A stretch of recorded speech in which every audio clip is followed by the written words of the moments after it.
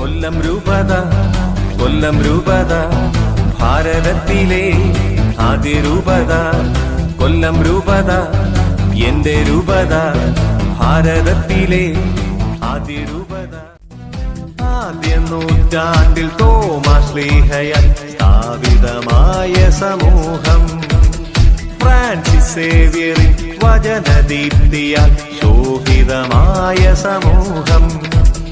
ആദ്യ നൂറ്റാണ്ടിൽ തോമാശ്ലീഹയാൽ സ്ഥാപിതമായ സമൂഹം